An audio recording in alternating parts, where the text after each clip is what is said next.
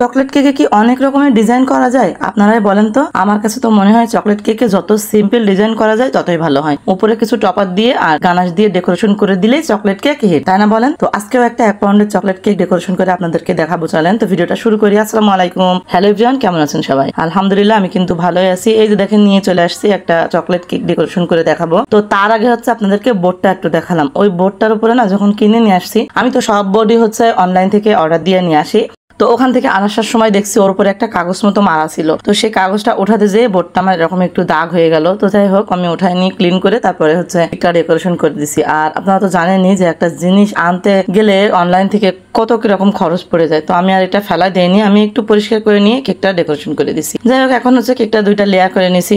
Chocolate cake কেকটা যে নিছে সে হচ্ছে আমার রিপিট কাস্টমার, অনেকবার আমার থেকে কেক নিছে। আর এটা হচ্ছে তার অ্যানিভার্সারির জন্য। তো অ্যানিভার্সারির কেকটা ছিল চকলেট কেক। তার ওয়াইফ হচ্ছে এই যে চকলেট কেক এটা খুবই পছন্দ করে। তো যেটা বলছিলাম কেকও আছে তো তিতার ভয়তে চকলেট কেক খায় না। আর গতদিন আমি যে একটা চকলেট কেক বানাইছিলাম সেটা রিভিউ আসছে, মানে সামনাসামনি ওনারা এসে আমাকে বলছে যে অসম্ভব মজা লাগছে চকলেট কেকটা, আর সবাই নাকি খেয়ে অনেক অনেক ভালো বলছে। তো যাই হোক ওইটাই আমার শান্তি। ফোনে বা পেজে রিভিউ না দিলেও ওনারা যে বাসায় এসে বলে গেছে এটাই আমার কাছে অনেক কিছু। এখন আপনারা হয়তো বলতে পারেন যে আমরা কেন বিশ্বাস করবো, তো না বিশ্বাস করলেও কিছু করার নেই আসলে। তো ওনার সাথে আমার দেখা হওয়ার পরে উনি বললো যে চকলেট কেকটা আসলে অনেক মজা ছিল। আসলে মজা হয়। এই যে কেকটা আমি ডেকোরেশন করছি দেখছেন, এটা ক্রিমের ভিতরেও কিন্তু আমি চকলেট গানাশ দিছি দিয়ে তারপরে আরো অনেক কিছু দিয়ে তারপর এই ক্রিমটা আমি বানাইছি। তিতা লাগার কোনো চান্স নেই, তাহলে কেন মজা লাগবে না? আর কেকটা যখন বানাই তখনও তিতা না লাগার মতো করেই বানাই। তো যারা নিতে চান নির্ভয়ে চকলেট কেক খেতে চান, একদমই হোমমেডটা খেতে হবে। হোমমেডটা আমি বলে না, আমার মতো যেসব আপুরা হোমমেড কেক বানায় তাদের সবার কেক অসম্ভব মজা হয়। তো সবাই চেষ্টা করবেন ভালো জিনিস খাওয়ার, একটু দাম বেশি হলেও ভালো জিনিসটা খেতে আসলে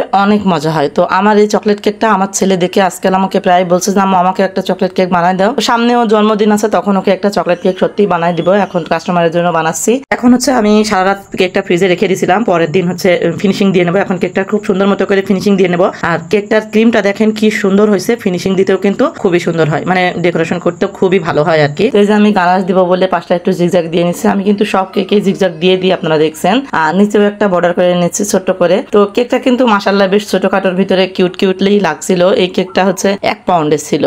তো যারা নিছে তারা হচ্ছে প্রথমে ভ্যানিলা কেকের অর্ডার দিছিল। 2 পাউন্ড ভ্যানিলা কেকের অর্ডার দেওয়ার পরে অর্ডারটা আবার ক্যান্সেল করে চকলেট কেকের অর্ডার দিছে। যাই হোক এখন হচ্ছে আমি একটু 6B নজেল দিয়ে উপরে কিছু স্টার দিয়ে দিছি। আর এরপরে হচ্ছে টপার বসাই দিব। তার আগে হচ্ছে গানাশ দিব। আর গানাশটা দেখেন মাশাআল্লাহ কত সুন্দর হয়েছে। তো গানাশটাও খেতে বেশ মজা ছিল। আমি তো একটু একটু করে চেখে দেখি যে কেমন হয়েছে, আসলে মজা ছিল। আর এখন হচ্ছে আমি ড্রিপিং করে দিচ্ছি পাশ দিয়ে। আর এই যে আমি তো আগের দিনও বলছিলাম যে আগে আমি নজেল দিয়ে কাজ করে নিই, মানে ফুল বসাইনি, না হলে কি হয় গানাশ দেওয়ার পরে বসাতে গেলে নড়ে যায় আর যেন বসতে চায় না। তো আমি আগে ক্রিমের পরে বসাই নিই, তারপরে গানাশ দিয়ে পুরোটা মানে ঢেকে দিই একদমই।